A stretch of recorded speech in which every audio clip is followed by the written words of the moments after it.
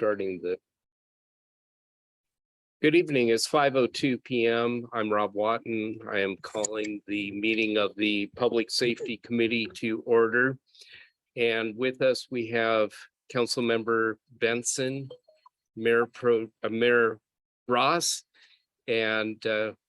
Sauerwein, Mr. Sturbank, and Chief Phipps and Chief Mark Carrera. Thank you. We're so formal. All right. First order of business is to approve the agenda that I do not have in front of me. And secondly is to, thank you. This just in, is to excuse Councilmember Christensen. I move to excuse Councilmember Christensen. And hearing no objection, we will excuse Councilmember Christensen and wish her well at ER or wherever she's at. Are there any corrections, additions to tonight's agenda? I don't have mine. Oh, you gave it to me. I did not see anything wrong with it. Looks good to me. Oh, please. Thank you. Don't hurt your back. Gosh. Okay, thank you. All right, and second order of business is public comments. We'll open it up for any public comments. I don't see anyone here in the council chambers. I'm gonna, if anybody can help me out and confirm that Online. we have one attendee. Who's the attendee? No, we don't. Okay. All right. All right. Hearing no public comments, we'll move on to minutes that were dated August 15th, 2022. Are there any objections to the minutes? You know, you guys find things wrong with these minutes. I never see them, so I do not object to them. Okay. Yeah. Hearing no objection, we will accept the minutes as presented. Okay, there you go. You can have that back. All right. We will move on to the first agenda bill, and that's South Correctional Entity Score Interlocal Housing Agreement. Chief Phipps. You always, I'm gonna look into my left here. This is respecting. the It's mayor. a split room. Tonight you have before you the agreement. It's an annual agreement that we have with SCORE, which is located in Des Moines. It's one of the locations where we utilize when we arrest somebody to book them into that facility. We typically like to book them into the Issaquah jail, which we have a guaranteed bed rate, which is lower. But SCORE is available for those people that are arrested that Issaquah will not accept, and that could be due to the severity of the alcohol intoxication or impairment, medical reasons, or other issues that they have that they do not book for. So SCORE will accept some of those because they have more ability to take care of people that are under the influence and or have medical reasons for them. So the rates that are increased, like I said, this is an annual increase. Although last year they did not increase their rates, but they did institute a booking fee of $25 at that, I believe $35 at that time. So this year they're going to increase it by $15 to $50 a booking. And then each night, because we do not have guaranteed beds, they've increased it 5%. And remember, last year they did not increase this. They've increased it from $189 to $199 a night per subject that's been booked and housed in that facility. So although this year, looking at our budget, SCORE budget is increased tremendous amount, almost threefold. Our overall budget for jail and booking is about 66%. So we're doing well budget wise within our custody and jail bookings. But as far as SCORE, our amount over what was budgeted is significant. That is probably due to, and I know it's due to, the fact that Issaquah is actually accepting less people and more, we are arresting more people that are under the influence. We're arresting more people that are having medical issues, and therefore we have to book them into either SCORE or King County. King County is even more expensive. They're actually in a range about $220 to $230 a night. So they're even more significant in the amount of cost. So that's before you tonight is that agreement with SCORE to keep them for another year. Yes, Please. Sure. You mentioned that, so was last year the first year that there was a booking fee at all? that's correct.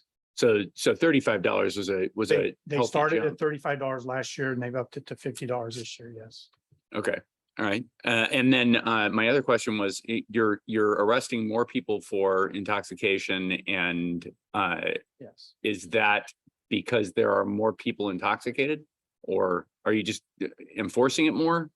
Do you not know the answer to that question? Coming upon more people that we're arresting that are under the influence in a significant amount. And also in medical reasons as well. And our say DUI, if you will, driving under the influence, whether it be alcohol or drugs, are increasing as well. Do you have any further questions or comments? No, I'm just trying to deal with this depression that I now have. This is, that's really sad. That's really sad. All right, so Chief Perry, we're going to be reviewing this on an annual basis, and has been the practice. That's in the correct. past. Okay, That's correct. all right. These increases don't seem. I mean, it looks like it's a 5+% increase on the Gen Pop non-guaranteed beds, and about the same for the guaranteed beds. Both of them are 5%. We do not have guaranteed beds. We don't ask for guaranteed beds. So we have non-guaranteed beds. We do have guaranteed beds at Issaquah because that's where we continually would like to book them. We may start looking into having guaranteed beds. Can you explain the difference between a guaranteed bed and They will guarantee that there will be a bed for that person when we book them in, instead of saying we're full. They can't say that. They have. beds unless for there us. are medical extenuating Unless there is circumstances. other reasons that they don't book them, yes. So the increase for non-guaranteed is $9.48 a night.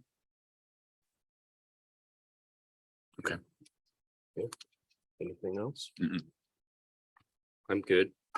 Madam Mayor, any comments, suggestions, I would suggest consent. consent Agenda, yeah. agenda? Okay. Do you have any objection to that? I don't, Councilmember Benson? this seems pretty reasonable. I don't think that Okay. anybody is gonna have a problem with this agreement. Okay. We will move it to the consent agenda. Thank you. Thank you.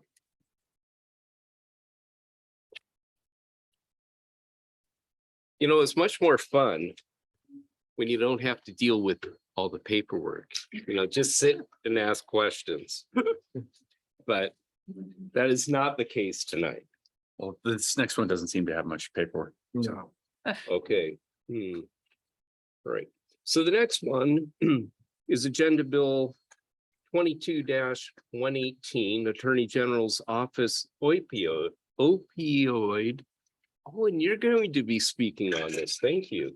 Distributor settlement, and this is dealing with the Washington Attorney General's settlement. It is, and so this is a little bit the opposite of the previous presentation. This is which was a little paperwork for an increased outflow of city funds. This is a lot of paperwork for some inflow of funds to the city.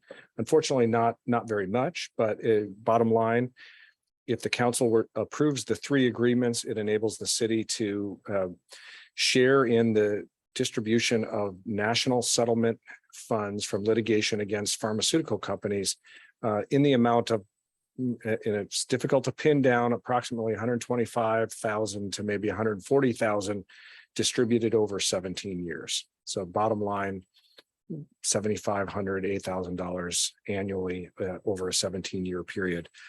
3 complicated agreements to get there. One is a participation form that says yes, the city participates in this national settlement that the Attorney General has negotiated with the pharmaceuticals.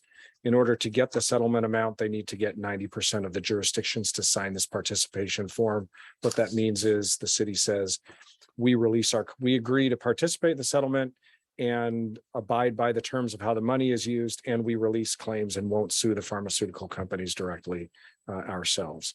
The second agreement is an agreement among the cities in Washington and the state that essentially says the cities and the state split 50-50. The abatement amount, that's the amount under the settlement that's not reserved for attorney's fees. That's about $430 million. But from that $430 million, there's an additional sort of tax on the individual participating cities to help pay more of their share of attorney's fees. So it's hard to know exactly what that dollar amount is. And then the last document is the document, the memorandum of understanding by which the cities agree, here's what our shares are. They're determined by this complicated formula that was developed in the national litigation that has to do with how many opioids were shipped to and sold in King County and in individual jurisdictions. If you got through that many pages, you'd see there's a long table, city by city, county by county. Snoqualmie's share is 0.0649%. So 0.00649 of 50% of 430 million less some attorney's fees is the math. So my apologies, these numbers have been difficult to pin down. The agenda materials say that our share is 139,000. Information I got today from some of the lawyers for other cities litigating to say, well, if you take off the attorney's fees, it's going to be our share times 194 million instead of times 250. So that's more closer to the 125,000 over 17 years. If the council says yes, there's the first payment will start in December of this year. But again, small amount. Last wrinkle, not yet known how it turns out, is that the memorandum of understanding also provides for, in lieu of potentially in lieu of individual distributions, a distribution to the county if there's a regional participation agreement amongst all the cities in the county. So far, there isn't such an agreement for King County. There's a placeholder in the documents that say there might be one, and the cities agree to try to talk about it. Obviously, cities that have smaller shares even than Snoqualmie, have an interest in getting some services rather than, receiving 5,000 a year and, being limited to how you spend it. So that would be to be determined to see if such an agreement materializes. The lawyers for both the state and the other litigating jurisdictions say that if cities decide not to sign on to that, they could still be eligible for their 0.0649% share if they decide not to go with whatever agreement materializes. Very well. I've got a point of order on my agenda. It says Agenda Bill 118, and then on the agenda bill, it says 130. Originally, this matter was slated for both for F&A and public safety, and two different staff members slated it. So it was assigned two different ABs. I think it is. It's the same one. It's the same one. Okay. And I think we've tried to default now to the lower number on the list. So it would be AB 22-118. And we'll correct that going forward to council. Fabulous. So I am going to defer, first of all, to Councilmember Benson for questions. I do have one question. Would the city's participation in this action in any way hamstring an individual Snoqualmie citizen from taking on pharmaceutical companies personally or in a class action of any kind? I don't believe so. This speaks only to the city as an organization, and it's the city that by participating would be releasing claims. Okay. I haven't seen anything that would indicate that we're somehow would be binding individual citizens. Okay. Any other questions? That was the only one that was nagging me. Okay. I'll circle back with you.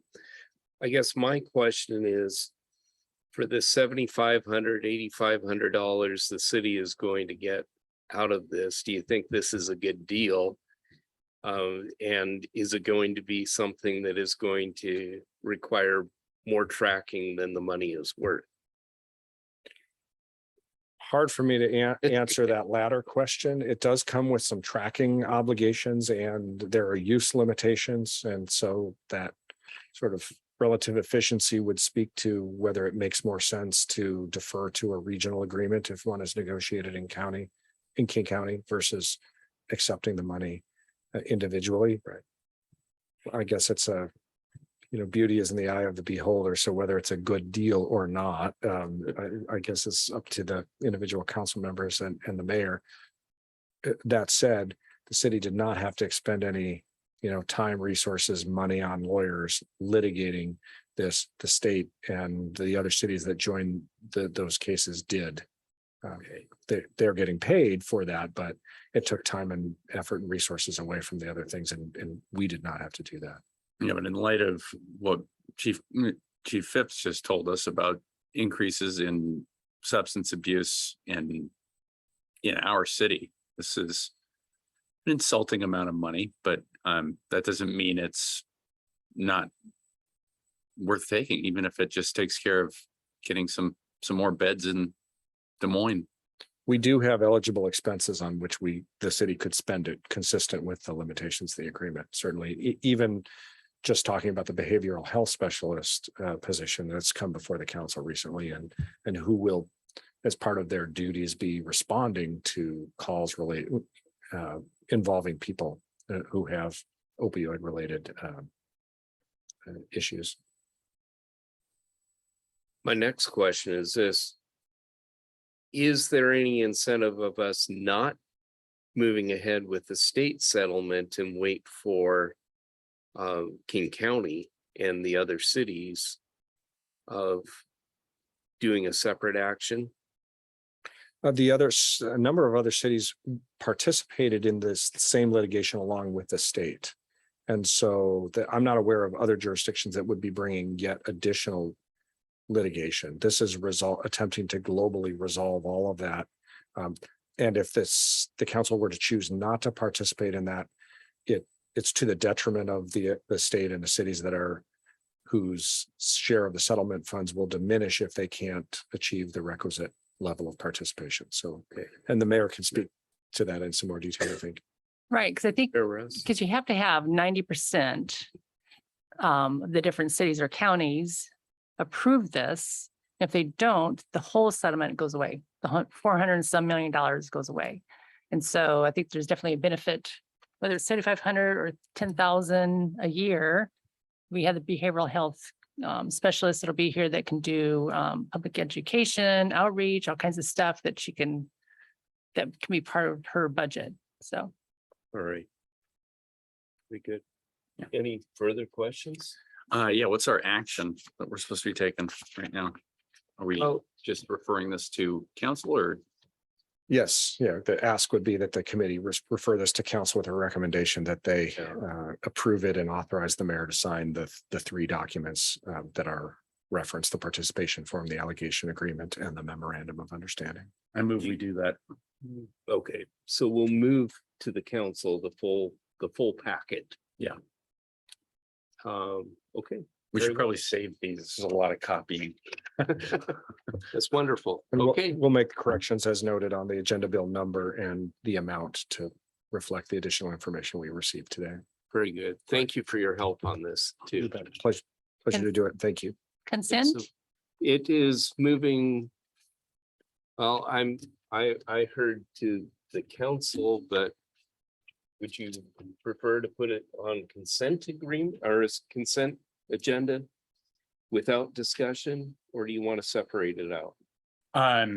Well, I think we can put it on the consent. If somebody wants to, Really, it doesn't sound like there's a whole lot we can do on this. It's not like we can mess with it or change it, or it's just either agree or don't. It doesn't sound like there's really a downside to agreeing to it. consent agenda, Mayor. Yes, Okay. absolutely. Thank you. So approved, moves to the consent agenda. Thank you. Well, that kind of lightens the load. We're gonna left. All right. Moving right along, we are going to call on Chief Phipps again. Give us an update about Panorama. Thank you, sir. I would request that because it was requested by Chair Christensen, and she's had a few questions regarding this, that actually we postpone this for this meeting until the next meeting that she's attending, so I can make sure I address her specific questions regarding this. That's a great idea. Absolutely. Yeah. Thank you. So moved. All right. New business. Anything else there? Mr. Sourwine, Mr. Sturbank? Chief Carrera? We'll have a mutual aid conversation update for the next meeting. Excellent. Okay, And I guess police license plate readers we'll hear about. That's gonna be. down the road, down the road. Okay, so the mutual aid though is less future-y than the license plate. Then point of order, I feel like we should have mutual aid as item 5 and police license plate readers as 6. All right, we have exhausted our agenda this evening. And if there are no objections from Council Member Benson, There are none. we will stand adjourned. Thank you. All right, thank you. Thank you. Okay. All right. Man, you chaired the heck out of that.